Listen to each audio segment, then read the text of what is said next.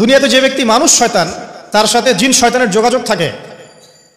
একটা হাদিসে এমনও পড়েছিলাম আমরা স্টুডেন্ট লাইফে, আল্লাহ রাব্বুল আলামিন যখন কোনো আদেশ নাজিল করেন তখন ফেরেশতারা সেটা নিয়ে ডিসকাস করতে থাকেন আসমানে, এবং জিন জাতি প্রথম আসমানের কিনারা পর্যন্ত পৌঁছে যায় এবং সেখানে গিয়ে কানে শ্রবণ করার চেষ্টা করে কি নিয়ে আলোচনা করা হচ্ছে।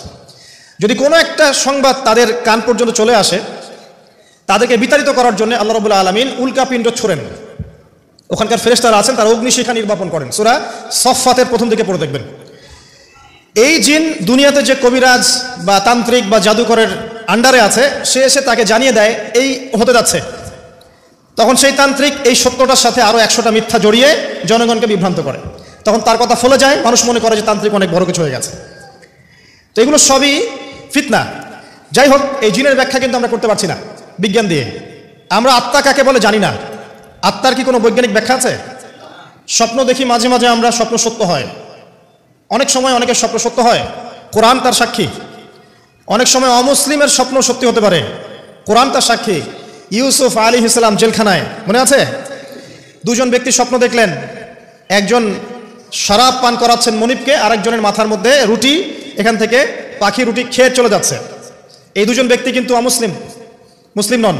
তারপরে ইউসুফ আলাইহিস সালাম বললেন, একজন নিষ্কৃতি পাবে এবং তার মালিককে সে শরাব পরিবেশন করবে, সে মুক্ত হয়ে যাবে সামনেই, অচিরেই। আরেকজন ব্যক্তি তোমাকে শুলদণ্ড দেওয়া হবে, তোমার মাথার মধ্যে যে মগজ আছে এটা পাখি এসে খেয়ে ফেলবে। কুদি আল-আমর, এটা হয়ে গেছে, এটা আল্লাহর পক্ষ থেকে ফয়সালা। তাহলে এই স্বপ্ন মিথ্যা ছিল না সত্য? তো এই স্বপ্নের বৈজ্ঞানিক কি ব্যাখ্যা আছে? বিজ্ঞান কি এই পর্যন্ত যেতে পারবে? নাই। অতএব সবকিছুর বৈজ্ঞানিক ব্যাখ্যা বুঝতে হবে না। নবী সাল্লাল্লাহু আলাইহি ওয়াসাল্লাম বলেছেন, নবী সাল্লাল্লাহু আলাইহি ওয়াসাল্লামের প্রতি দরুদ পাঠ করা হলে এই দরুদগুলো সংগ্রহ করার জন্য এক শ্রেণীর ফেরেশতা আছে, স্পেশাল ফেরেশতা, মালায়েকা। আর আমাদের সায়েন্স অবশ্য মালায়েকায় বিশ্বাস করে না, তারা জিন জাতিতেও বিশ্বাস করে না। যদিও বা নবী করিম সাল্লাল্লাহু আলাইহি ওয়াসাল্লাম বলেছেন এক শ্রেণীর স্পেশাল ফেরেশতা আছেন যারা দরুদগুলোকে সংরক্ষণ করেন।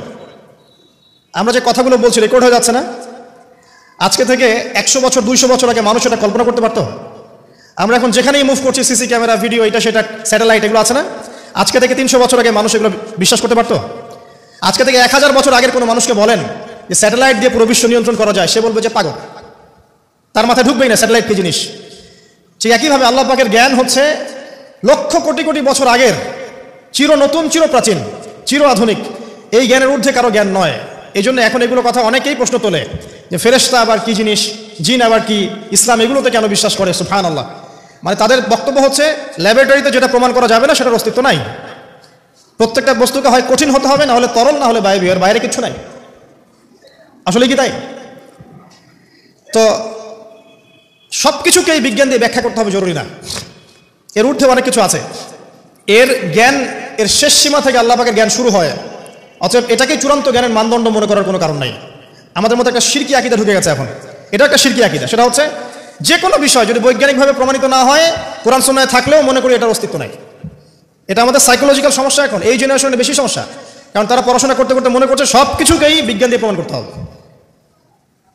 তুমি তো তোমার আত্মাকেই প্রমাণ করতে পারবে না। একটা মানুষ হাঁটছে রাস্তা দিয়ে, পড়ে গেল, ডেড, এরকম হচ্ছে না? তাহলে কি এমন ছিল তার দেহের মধ্যে, বের হয়ে চলে গেল, সে ডেড? বলবে হৃদযন্ত্রের ক্রিয়া বন্ধ হয়ে মারা গেছে। তো ক্রিয়াটা বন্ধ হলো কিভাবে? কে হুকুম করলো? কার আদেশে বন্ধ হলো? কে নিয়ে গেল রুহটা, আত্মাটা? তো এগুলো তো ব্যাখ্যা করতে পারবে না। সো এই কনসেপ্ট থেকে বের হয়ে আসতে হবে যে প্রত্যেকটা বিষয় বিজ্ঞান দিয়ে প্রমাণ হলে পরেই বিশ্বাস করবো, না হলে করবো না, এটা ঠিক নয়। কোরআন এবং সুন্নাহয় যা আছে এটা চূড়ান্ত। এর বাইরে যা আছে এটা যদি কোরআন সুন্নাহর সাথে মিলে যায় আমরা গ্রহণ করবো, কোনো সমস্যা নেই। কিন্তু না মিললে আমরা কোশ্চিন কালো সেটা মানতে রাজি নই। আসুন, নবী করিম সাল্লাল্লাহু আলাইহি ওয়াসাল্লাম বলেছেন এক শ্রেণীর স্পেশাল ফেরেশতা আছেন, মালায়েকা, নূরের তৈরি, আলোর তৈরি, আলো দিয়ে তৈরি, নূর দিয়ে তৈরি, যারা নিঃসন্দেহে আলোর বেগের চেয়ে বেশি বেগে ভ্রমণ করতে পারেন, নিঃসন্দেহে। আচ্ছা, তো তারা স্পেশালি এই দরুদগুলোকে সংগ্রহ করেন, দরুদ এবং সালাম এটাকে সংগ্রহ করেন, করে নবী সাল্লাল্লাহু আলাইহি ওয়াসাল্লাম পর্যন্ত পৌঁছে দেন। এরপর আল্লাহ রাব্বুল আলামিন, আল্লাহ সুবহানাহু ওয়া তাআলার ইচ্ছায় নবী করিম সাল্লাল্লাহু আলাইহি ওয়াসাল্লাম এর জবাব দিয়ে থাকেন। একটু চিন্তা করেন যে আপনি মনে করেন আল্লাহ রাসূল সাল্লাল্লাহু আলাইহি ওয়াসাল্লামের দরজায় দাঁড়িয়ে আছেন, কথার কথা মনে করেন যে তিনি জীবিত আছেন, কথার কথা। আপনি তার বাড়ি চেনেন, তার বাসায় গেলেন, গিয়ে নক করলেন, গিয়ে নক করে বললেন আসসালামু আলাইকুম। এবার নবী সাল্লাল্লাহু আলাইহি ওয়াসাল্লাম ভিতর থেকে আপনাকে বললেন, কথার কথা ধরে নেন যে ওয়া আলাইকুম আসসালাম। এর অর্থ কি? ওয়ালাইকুম আসসালাম অর্থ কি? আপনার উপরেও শান্তি বর্ষিত হোক। আচ্ছা, আবার মনে করেন আপনি বাসার ভিতরে আছেন, আপনার বাসায় নবীজি এসেছেন সাল্লাল্লাহু আলাইহি ওয়াসাল্লাম, কথার কথা। এবার তিনি আপনার দরজায় নক করছেন, নক করে বলছেন আসসালামু আলাইক, তোমার উপর শান্তি বর্ষিত হোক। তো নবী সাল্লাল্লাহু আলাইহি ওয়াসাল্লামের এই যে দোয়া, তোমার উপরে শান্তি বর্ষিত হোক, এটা যে যত বেশি পাবে তার জীবনটা তত সুন্দর হবে না? অতএব যে ব্যক্তি যত বেশি দরুদ পাঠ করবে, যত বেশি সালাত প্রদান করবে নবী সাল্লাল্লাহু আলাইহি ওয়াসাল্লামকে, ইনশাআল্লাহ তাআলা সে সচ্ছল হবে, টেনশন ফ্রি থাকবে, সুখে শান্তিতে পৃথিবীতে বসবাস করবে ইনশাআল্লাহ। আর সুখ বলতে আমি শুধুমাত্র চাকচিক্য বোঝাচ্ছি না, বাড়ি গাড়ি স্ট্যাটাস বোঝাচ্ছি না। সুখী হওয়ার জন্য টাকা যথেষ্ট না। অনেক সময় দেখবেন কোটিপতি মানুষ সুখী নয়, একজন ভ্যান চালক সুখী। তো সুখ টাকা দিয়ে কেনা যায়? সুখ বলতে মনের সুখকে বোঝানো হচ্ছে। আল্লাহ পাক আমাদেরকে বোঝার তৌফিক দান করুন। আমি যেটা বলতে চাচ্ছিলাম, জুমার দিনে বেশি থেকে বেশি নবীর উপর দরুদ পাঠ করতে হবে। কোন দরুদ পাঠ করব? একটা সংক্ষিপ্ত দরুদ আছে, পড়তে পারি আল্লাহুম্মা সাল্লি ওয়া সাল্লিম আলা নবিয়িনা মুহাম্মদ, এটা পড়তে পারি। আরেকটা আছে আল্লাহুম্মা সাল্লি আলা মুহাম্মাদিন ওয়া সাল্লিম, এটা সংক্ষিপ্ত। আর যদি আপনার সামনে নবীর নাম উচ্চারণ করা হয় বলবেন সাল্লাল্লাহু আলাইহি ওয়াসাল্লাম। অথবা সবচেয়ে সেরা দরুদ হচ্ছে দরুদ ইব্রাহিম, আল্লাহুম্মা সাল্লি আলা মুহাম্মদ ওয়া আলা আলি মুহাম্মদ কামা সাল্লাইতা আলা ইব্রাহিম ওয়া আলা আলি ইব্রাহিম ইন্নাকা হামিদুম মাজিদ। আল্লাহুম্মা বারিক আলা মুহাম্মদ ওয়া আলা আলি মুহাম্মদ কামা বারাকতা আলা ইব্রাহিম ওয়া আলা আলি ইব্রাহিম ইন্নাকা হামিদুম মাজিদ। এটা প্রথম আমল, জুমার দিনে করবেন। এছাড়া প্রত্যেক দিন সকালে 10 বার এবং সন্ধ্যায় 10 বার করে দরুদ পড়বেন। তাহলে কি হবে? ইনশাআল্লাহ তাআলা আপনি, আমি, আমরা সবাই কিয়ামতের মাঠে নবী সাল্লাল্লাহু আলাইহি ওয়াসাল্লামের সুপারিশ পেয়ে যাব ইনশাআল্লাহ। সুপারিশ সম্পর্কে একটা হাদিস শুনিয়ে দেই, যথেষ্ট হবে ইনশাআল্লাহ। নবী সাল্লাল্লাহু আলাইহি ওয়াসাল্লাম বলেছেন, আমার উম্মতের যে ব্যক্তি, যে কোনো ব্যক্তি, নারী পুরুষ, সাদা কালো, বাঙালি পাকিস্তানি আফগান সিরিয়ান, যেখানকার মানুষ হোক না কেন, যে কোনো ব্যক্তি, সে যদি শিরক না করে মারা যায়, আল্লাহর সাথে শিরক করে নাই, এই অবস্থায় মারা গেছে, নবী সাল্লাল্লাহু আলাইহি ওয়াসাল্লামের সুপারিশ তার উপর ওয়াজিব হবে ইনশাআল্লাহ। ইনশাআল্লাহ সে জান্নাতে যাবে যদি শিরক না করে মারা যায়। অন্য যে কোনো পাপ আল্লাহ যাকে ইচ্ছা মাফ করতে পারেন। আল্লাহ পাক আমাদেরকে শিরক মুক্ত আমল করার তৌফিক এনায়েত করুন, আমিন।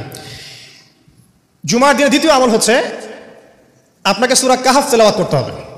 এটা খুবই ইম্পর্টেন্ট একটা আমল। জুমার দিনে সূরা কাহফ অবশ্যই তেলাওয়াত করবেন। যদি পুরোটা তেলাওয়াত করতে নাও পারেন, কমপক্ষে প্রথম 10 আয়াত, শেষের 10 আয়াত তেলাওয়াত করবেন। ফজিলত, আল্লাহ রাব্বুল আলামিন আপনাকে মাসিহুদ দাজ্জালের ফিতনা থেকেও বাঁচাবেন ইনশাআল্লাহ।